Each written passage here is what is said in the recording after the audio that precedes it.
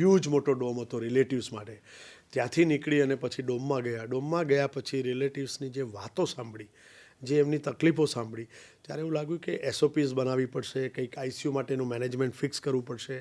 અને દરેકે દરેક વસ્તુ, કેમ કે ડૉક્ટર્સ પણ ડરેલા હતા, સ્ટાફ પણ ડરેલો હતો, ક્લાસ 4 પણ ડરેલું હતું, કોઈ પેશન્ટ પાસે જાય નહીં, પેશન્ટ પોતે ડરેલું કે મને કોઈ સરખી રીતે જોવે છે નથી જોતું.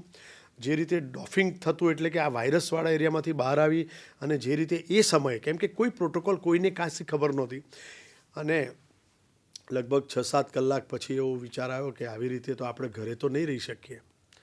એટલે ઘરે ગયા અને ઇમિડિયેટલી એવું ડિસિઝન લીધું કે હોટલમાં શિફ્ટ થઈ જઈએ. ઘરે ગયા,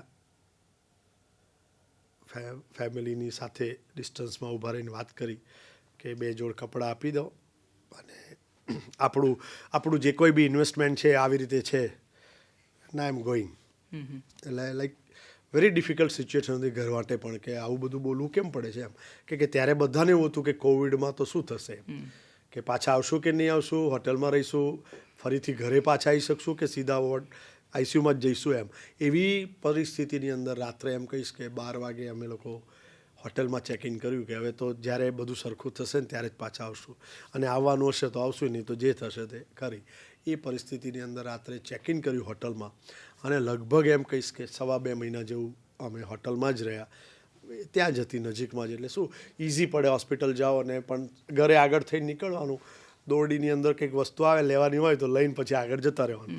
આવી રીતે એમ કે 2.5 મહિના કર્યા, અને પછી કોવિડમાં ઘૂસ્યા, અને દરેકે દરેક લેવલે પ્રોપર ડોનિંગ કેવી રીતે કરવું, ડોફિંગ કેવી રીતે કરવું, કેવી રીતે સિસ્ટમ સાચવવી કે પોતાને ઇન્ફેક્શન ન થાય, અને આખો જ પ્રોટોકોલ ICU કેવી રીતે મેનેજ કરવાનું, અમે બંને લોકો કેવી રીતે રાઉન્ડ લઈશું, કેવી રીતે પેશન્ટને સમજાવશું, ગવર્મેન્ટ સાથે જે રીતે મિટિંગ્સ થાય અને જે ગાઈડલાઇન્સ મળે, અને દરેકે દરેક લોકડાઉનનો પીરિયડ, એ ટાઈમમાં તમને એમ કે એવું કહેવાય કે સવારે ચા નાસ્તાથી માંડી સૂપ આપવાનું અને ફ્રૂટ ડીશ આપવાની ને જમવાનું આપવાનું ને, કેમ કે કોવિડમાં પણ એવું હતું કે તમારે કેલરી મેન્ટેન કરવી પડશે, પ્રોટીન આપવું પડશે, અને રાત્રે માન્યતા મુજબ પણ, કે આયુર્વેદિક માન્યતા મળે કે ગમે તે, કે હળદરવાળું દૂધ પીવડાવી અને દરેક દર્દીને સુવાડવાના. એટલે એવું કહીશું કે 8 કોર્સ મીલ એ વખતે જતા કેલરી પ્રમાણે, હાઈ પ્રોટીન ડાયટ જતું, જે લોકો વેન્ટિલેટર પર, આ બધા જ પ્રોટોકોલ ધીરે ધીરે ફિક્સ થયા.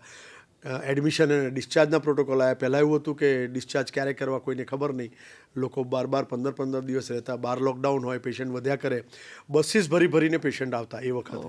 એટલે એક સાથે માની લો ને તમે 2 બસ આવી જાય ને એટલે તમારી પાસે 250 પેશન્ટ હોય, દરેકે દરેક વ્યક્તિનું નામ એડ્રેસ માની અને કંઈ બી લખવા જાઓ એડમિશન કેસ, તો પણ અંદાજે તેને 4 થી 5 કલાક થાય. અને એ વખતના તમે કદાચ મીડિયામાં પણ જોયું જ હશે કે ખૂબ નેગેટિવિટી એવી ચાલતી કે મેનેજ કરી નહોતું શકાતું, અચાનક પેશન્ટો વધી જતા. 4 કલાકથી આવ્યા છે, હજુ તો દાખલનો બેડ નથી મળ્યો, ખાવાનું કોઈ આપ્યું નથી, પીવાનું કંઈ વ્યવસ્થા નથી. બધા પ્રોટોકોલ બદલ્યા. પેશન્ટ આવે એટલે સીધો એક વોર્ડ ખોલી કાઢવાનો, બધાને સુવાડી દેવાના, રેટ્રોગેટ જઈને નામ લખીને કેસ કાઢવાના, ટ્રીટમેન્ટ ચાલુ થઈ જાય.